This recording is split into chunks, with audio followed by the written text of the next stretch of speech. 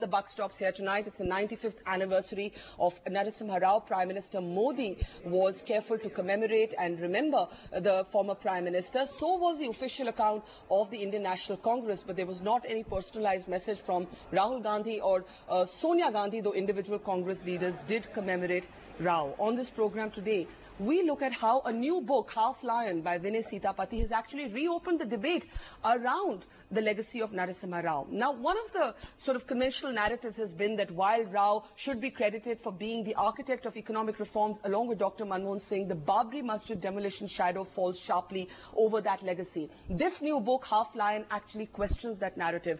It says that Rao cannot be singled out for the blame of the Babri Masjid demolition and in fact instead calls 1984 and the anti-Sikh pogrom his vilest hour. Examining the Rao legacy today on the program is Vinay Sitapati, the author of Half Lion, an extraordinarily interesting new look at the Rao legacy with unprecedented access to Narasimha Rao's private papers. Sanjaya Baru, a former media advisor to Manmohan Singh, but somebody who's actually called for a Bharat Ratna for Narasimha Rao. Manishankar Iyer, senior Congress leader, who's not particularly known to have a very high opinion of Narasimha Rao. We'll hear more on the program. Nalan Kohli of the BJP is with us and Shahid Siddiqui, editor, Nai Dunya, is with us as well. I'll start with you, Vinay. Some would say that you have been too kind to Rao when it comes to the Babri Masjid, because this is how the conventional construct of Rao has gone. The man underappreciated for economic reforms, but guilty of soft Hindutva with this indelible blot of the Babri Masjid demolition.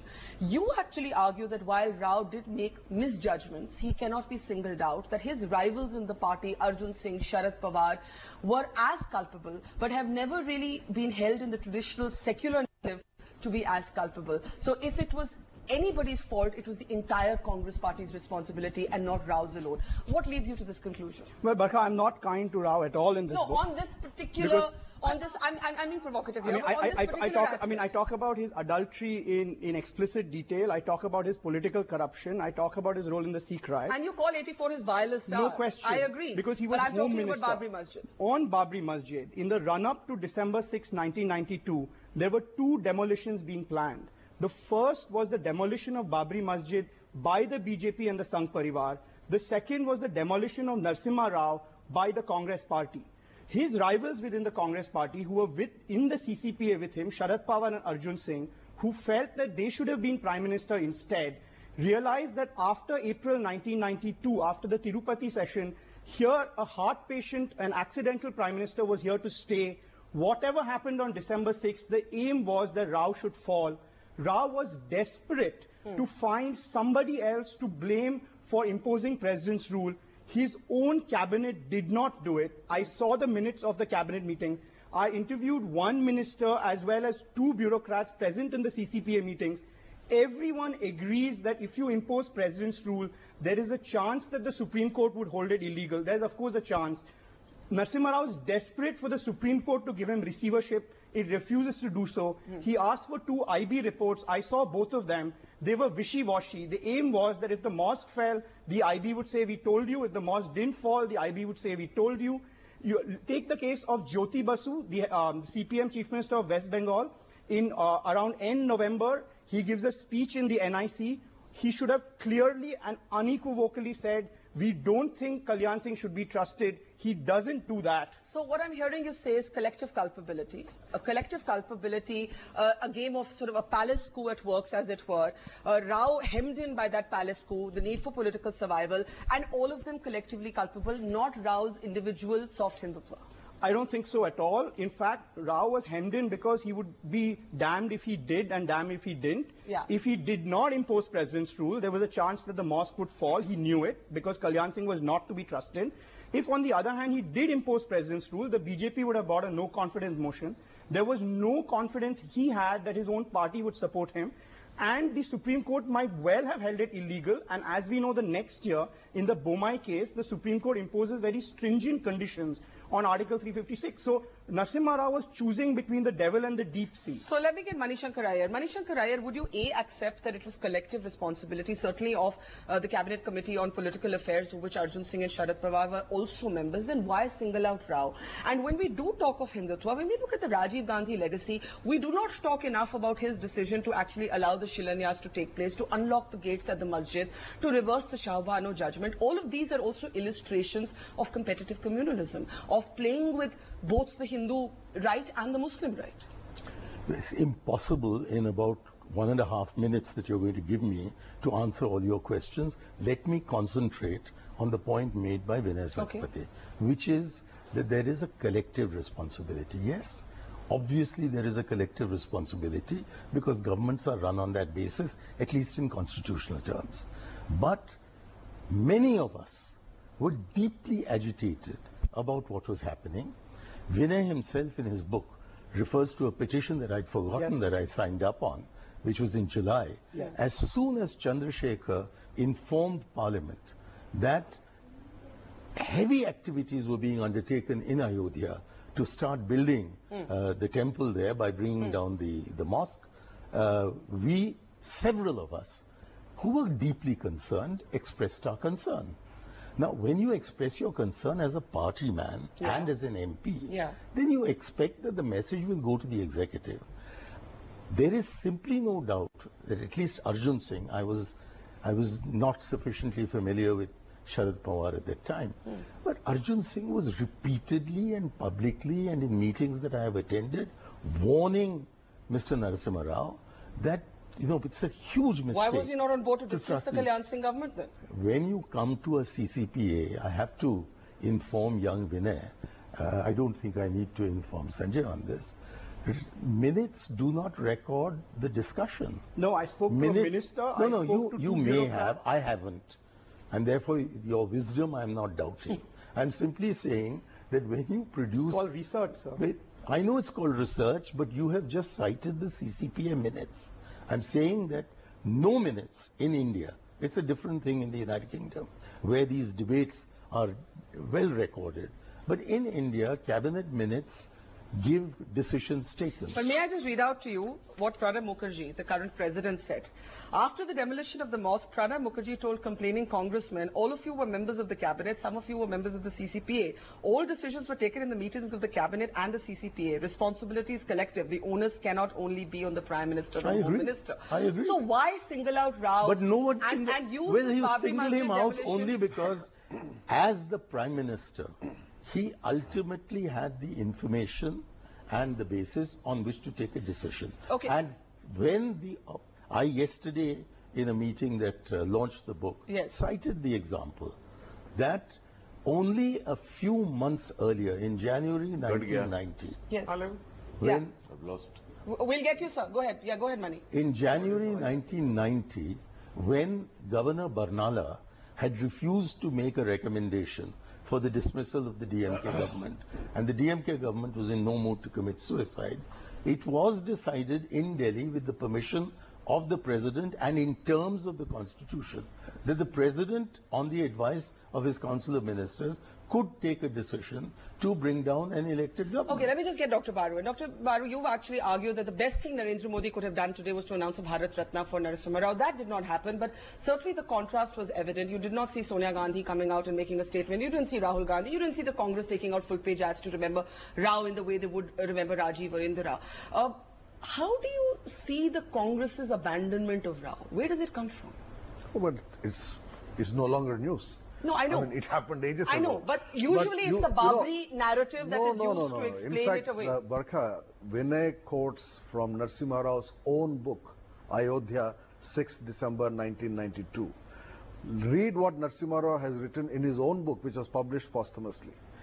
The point about two demolitions, that Rao was very clear that this whole narrative being built up was one in which he would have to take the blame if the demolition happened.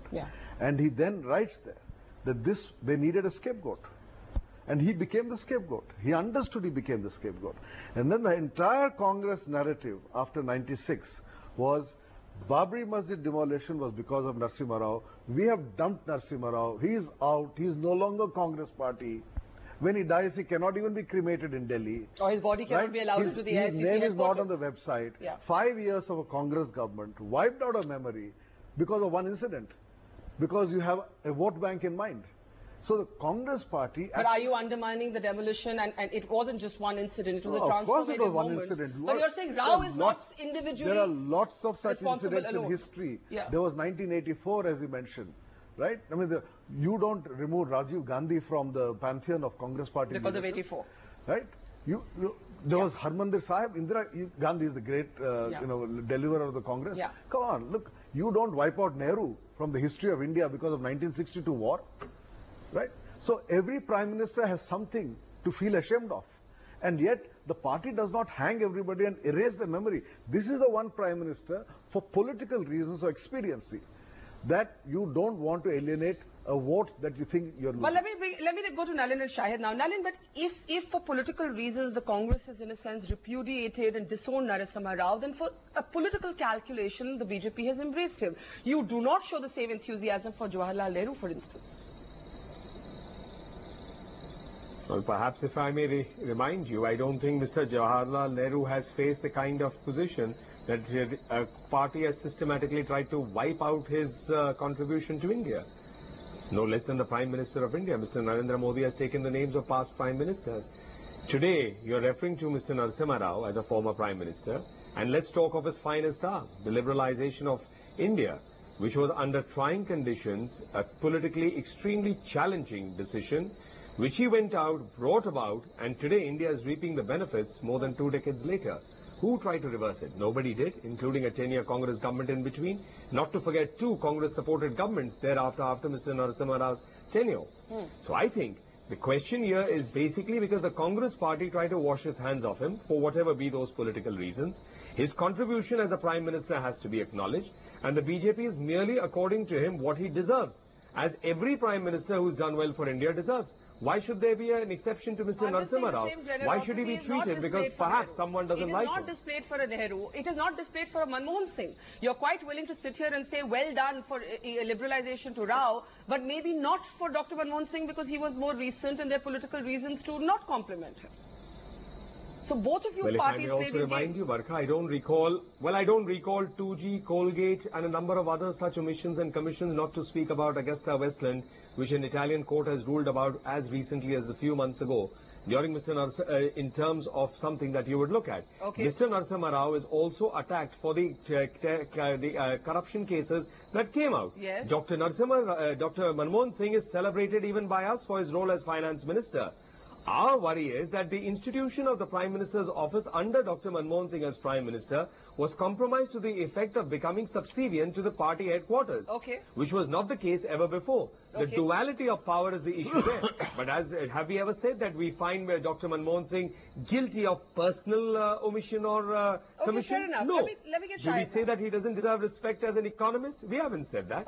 So I think you need to look in totality, and Narasimha Raoji's entire history has been tried to obliterate it by the Congress party in a systematic, calculated manner. Let me get Shahid in, because I think Sanjaya Baru is quite correct that it is actually the Babri blot that's then used by the Congress as a kind of cloak over everything else. That, this happened under this Prime Minister, so why should we celebrate him? Why should we commemorate him? But Shahid, you have been scathing in interviews about Narasimha Rao. There is a report from the Milli Gazette in front of me in which you actually say that while Rao expressed deep regret over the demolition of the mosque to you and said from the Red Fort that the mosque would be rebuilt, you said, quote unquote, Rao is the greatest of all liars. Why is Rao singled out? Why is Rajiv Gandhi never judged for allowing the Shilanyas to begin with? Now, Barkha, I won't go into a lot of historical facts, but let me just point out that I was a member of the National Integration Council, where we discussed the whole issue, and all the political parties, every political party said that we give this authority to Mr. Narasimha Rao to dismiss these BJP governments, especially Kalyan Singh government. And everybody agreed, because at that point of time we wanted to pass a resolution to ask for the dismissal of Kalyan Singh government. This was just 2 weeks before the demolition. Narasimha Rao said that, look, give me the authority. Let me take the decision. I will decide on the timing. So this authority was given to him. Did not give So him you that can't say that His cabinet Shai did not give him that authority. What Mr. Siddiqui says is not historically accurate. Barka, I was not a witness. Now let me finish. Let me finish. I've been hearing you all for long. Okay, we'll let you complete your Now, point. let me finish. Go ahead, Shai. I may be wrong. I may be wrong, but let me finish. Okay.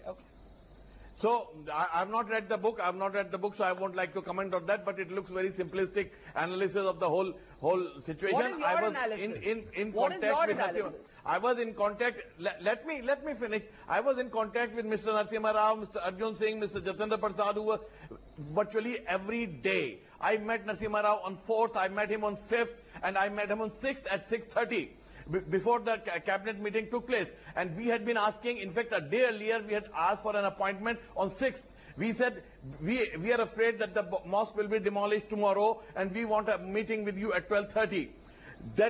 And from 10:30 onwards I went on calling him from the house of Mr. Sulaiman Seth, and that we were not allowed, we were told that he cannot speak what to is us. your conclusion, We met Shahid? the president at 3:30. Shahid, what we is your met at the conclusion? president because I can't come to a conclusion. The conclusion is very clear that he was very much part of it. He allowed the mosque to be demolished. There were so many people like us who were telling him that if you do not remove Kalyan Singh, mosque will be demolished. Let me Let's get know. reactions to what Just you're one saying. point. Just one point. Okay. Just one point. Okay. Just one point. Okay. Just one point. That when I met him at 6:30 on 6th of December, I told him that look, you have not been able to save the mosque.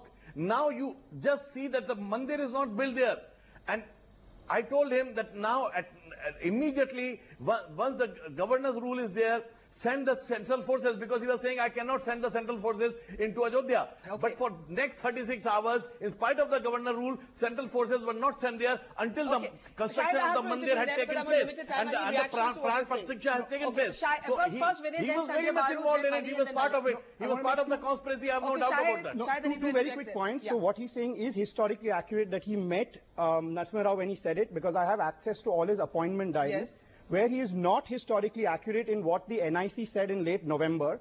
They hedged. Nobody said we want the Kalyan Singh government dismissed. Nobody. What they said was, if there is no other way to protect the mosque, let me finish, sir. You read the only final resolution. This is available on the internet. You Shahid, can let catch him it. speak now, If please. there is no, the quote is, if there is no other way to protect the mosque, we empower the Prime Minister to do what he decides fit. Okay. It is equivocal. It is not clear. That was the the second point, resolution, Barkha, ultimate resolution. which I- But the second point, Barkha, that I have to mention here is that we can spend the entire program talking about economic reforms and Babri. There is so much more to Narsima Rao. Exactly. Part of the Congress problem is that want everything it to about be Narsima Rao reductionist. is That I agree about with. Babri. Let's That I talk agree about with, but welfare not schemes. Narsima Rao. He's Yeah. the father of health schemes, education schemes. NREGA, the precursor to NREGA comes during his time. The Panchayati Raj amendment, I which agree Mr. with Manishankar here helped pilot, came during his time. He's the father of the nuclear program, no debate about it. And when it came to foreign policy, he came to power at the time in which India's closest ally failed. Let me put this to Sanjay Baru, and then Mani and Nalin can react. That's your point. Your point is every prime ministerial tenure will have some highs and some shameful lapses of omission or commission, and we can keep debating that. But that should not be the erasure or the sort of almost airbrushing or the photoshopping of Rao from a party's legacy. Absolutely. I think the important thing about Vinay's book is that it gives you a holistic perspective. And he's been very honest. He's been critical of Narsima Rao on where he was a failure. But he draws our attention to a wide range of initiatives that he took. It gives you a holistic view of the 5 years of Narsima Rao. And why do you think he's been undersung by the Congress? Why? I'll tell you why. Because the only mistake Narsima Rao made was to show the Congress party for the first time after independence that it actually could have power without the family. He ran a Congress government for 5 years successfully. And the whole idea that you can run a Congress government without dependence on the Gandhi family was a very obviously seen as a very dangerous idea. I don't think by Sonia Gandhi, but certainly by those around her who benefited from Indira's rule, from Rajiv's rule, from Sanjay Gandhi's rule, and we're hoping to continue to benefit. There are any number of hangers on. Yeah. And that is the coterie that was running Narasimha Rao down. Manishankar Iyer, in fact, the book argues that it was when Rao decided that it was okay to stop calling on Sonia Gandhi and stop meeting her that the rupture between them actually begins. That this was a Prime Minister who, unlike a Dr. Manmohan Singh, at some point embraced his own authority and did not see himself as a nominee of the Gandhi family. And that was the problem.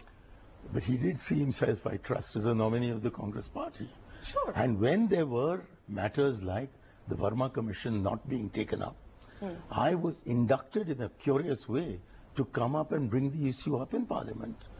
I was the one who, on most controversies that involved Narasimha Rao, was asked by Narasimha Rao to defend him. And I'm called a Gandhi loyalist, but I'm a Congress loyalist. I stood up for these people. But how is it? I was so against what Arjun Singh and Natwar Singh did that I was hauled before the press council by Natwar Singh for writing an article against him on that occasion. I gave bitter interviews against Arjun Singh to the point where he rang me and asked me, have you really said all this about me? So why has the Congress disowned? If you're a Congress loyalist, why have you all disowned this man? I don't think we've Wait, disowned. have you ever celebrated him in the way that you celebrated Rajiv or an Indira? because or a Nehru? Barka, today there was a function on his birth anniversary. The only congressman in that room was Manmohan Singh. Yeah. As it has been for the last 10-15 years. The I only just want to get Nalin congressman. in. How do you see the BJP's embrace of him before I go to Nalin? So, I mean, I think that there is a general centre-right ascendancy in India, and the BJP reflects that, and the BJP, the He think was tanks reflect that. defeated by the country in 1996 for his contribution, and then he was stabbed in the back by the very man whom he chose But to that succeed. way the Congress was defeated and down to 44 seats. But, Then we'll use yeah, the... but again- let him just complete his point of while I do, Nalin. Barka, while I do Therefore, think there's that the good and the bad. Sure, And in everybody's we were the tenure, ones that's who the point. supported him right To through the not 5 allow years. his body to come into the party headquarters So and in the what final do you, humiliation, so why the is man it? dies. No, so why are you parodying us? You're parodying us. We were the ones, by me, I'm that I merely mean raising the question. Congress party at large, were the ones who made him the Prime Minister and supported him through his Okay, let Vinay make... Okay, Vinay, and then to Nalin. So the Congress website, it has a section on economic reforms. His name is not even there. I mean, what can get worse? Okay, to Nalin. So on I think that it is wrong to think of Narasimha Rao as a centre-right character. Yeah. Because when it came to the economy, he was certainly centre-right. But when it came to social schemes, he was left-wing.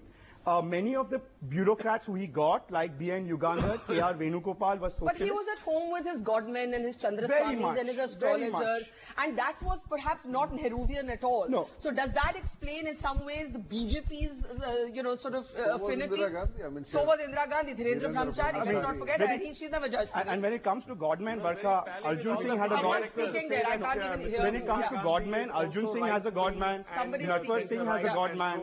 I mean, godmen and politics, Narasimha Rao is hardly unique. Okay, let's just get Nalin and Shahid. They've been waiting patiently. Nalin, you go first. That he's not a centre-right icon, much as the BJP would like to convert him into one. No, I mean, I find these kind of simplistic assessments in terms of, saying that Narasimha Rao ji had links with godmen, and then the example of Mrs. Indira Gandhi came up. So I don't think we can judge a person in terms of being centre-right, pro-BJP, etc. on the basis of such.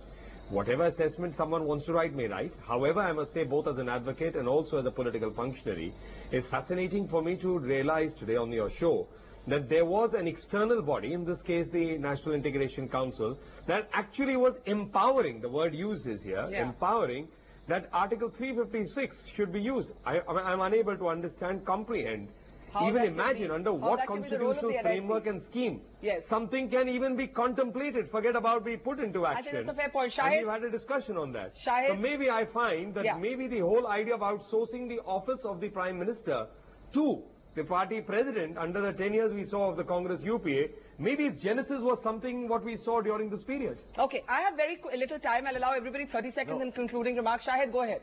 Nalin spoken. Shahid, go ahead. Yes, NIC political parties only demanded. So every political party has a right to demand that this government should be removed because this government is not reliable and this government is going to get involved with this. But ultimately the power was given to Narasimha Rao to take the decision after the cabinet decision. But let me say, I worked with Narasimha Rao ji till the very end. I worked very closely with him, and he, in totality, he was a great leader. He was able to run this minority government for the first time so successfully. He manipulated the system also to maintain his minority government. He bribed the MPs from Jharkhand to maintain his government. He was surrounded by many fishy characters. But in spite of all that, at a very difficult time, so we have to we can't be only goody about him. We have to understand that he was in a very difficult situation, and he was able to get the country and the Congress out of that mess. That mess which had been created by the earlier government. And then 15 seconds each in the studio. Nalin, go ahead quickly, please. Yeah, just to say that the National Integration Council is not a political party, A.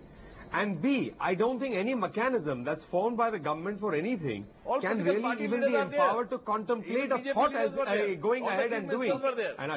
No, maybe, Shahid Bhai, you are a senior journalist. I'm merely pointing out the fallacy and the irony and even the paradox in an argument that is being put forth here. Let's not get lost into this one point. The fact is he had a checkered legacy. Vinay, and you're not denying that. You're just saying no question. So does every Prime Minister. Why is he singled out for this kind of isolation in his own party? No, that's one, Barkha, but also every single policy that subsequent governments have followed have a bit of Narsima Rao in them.